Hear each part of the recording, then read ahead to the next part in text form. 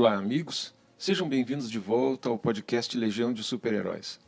Neste episódio, nós vamos falar de um personagem que foi criado por duas irmãs italianas, Angela e Luciana Giussani, em 1962. Angela Giussani nasceu em Milão, em 1922, e em 1961 fundou a editora Astorina, que até hoje publica apenas os quadrinhos de um personagem chamado Diabolik.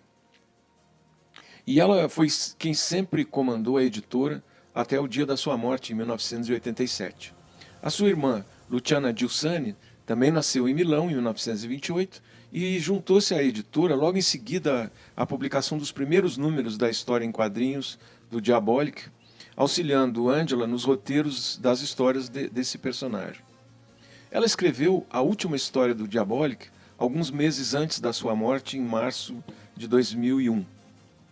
Assim, na Europa, pelo menos, o Diabolik teve uma vida longa e até próspera. Mas olha, é impossível contar a história dos quadrinhos Diabolik sem partir das particularidades da história das suas criadoras. Angela Giussani e Luciana Giussani são duas senhoras milanesas de classe média, belas e cultas, que de repente decidem embarcar em um empreendimento que era inédito nas suas vidas. O primeiro número do Diabolik saiu em novembro de 1962, custava 150 liras e tinha o título O Rei do Terror. Nessa primeira aventura, o Diabolik já mostrava a que veio. Ele é um ladrão engenhoso, capaz de se disfarçar de tudo, usando máscaras finíssimas que ele mesmo inventou. Nessa primeira edição da revista, também está lá presente o seu alter ego, o inspetor Ginkgo, que é um policial correto e profissional.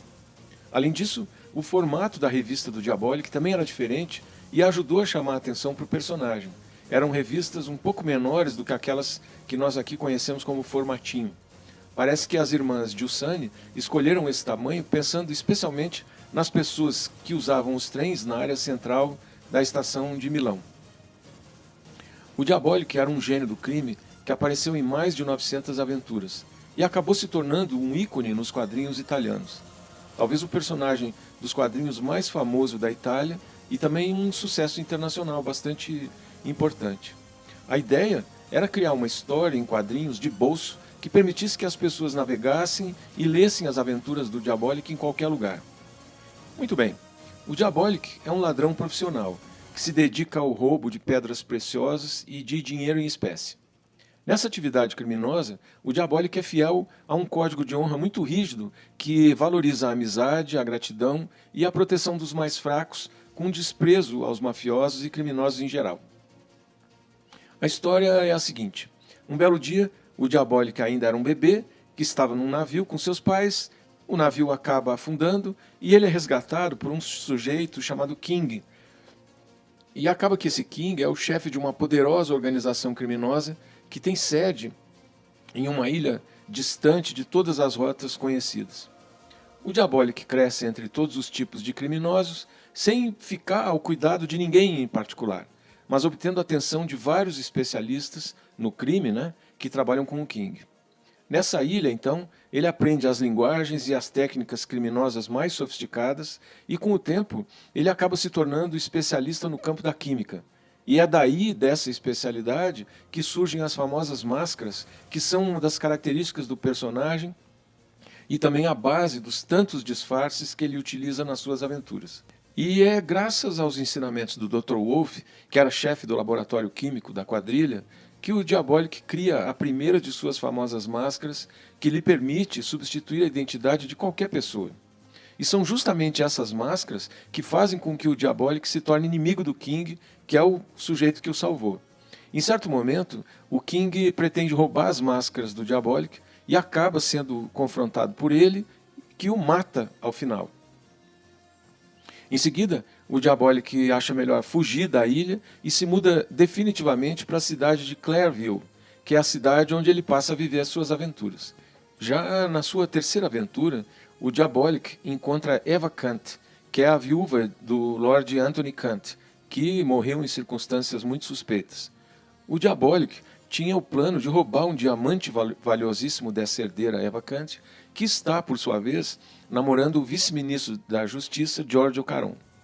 Usando uma de suas máscaras, para representar seu inimigo, o inspetor Ginkgo, Diabolik engana Eva para que ela revele em que hotel ela vai ficar hospedada com o seu diamante. Ele então faz uma outra máscara para se passar por um dos garçons do hotel, rapidamente localiza o cofre onde está escondido o diamante e o rouba. Mas aí, quando ele vê a Eva, imediatamente se apaixona por ela. Ela é loira, linda, fria e determinada, mas ao mesmo tempo sensual e refinada, e passa a ser a sua companheira nas aventuras, uma loira gelada. A notoriedade do personagem na Itália acabou fazendo com que ele avançasse do universo dos quadrinhos, e assim o Diabolik apareceu 3 vezes no cinema. Em 1968, num filme com o nome Diabolik, de Mario Bava, no documentário Diabolik Sono Io, de 2019, dirigido por Giancarlo Soldinel, e um longa-metragem de 2021, assinado pelo diretor Manenti Bros, interpretado por Luca Marinelli.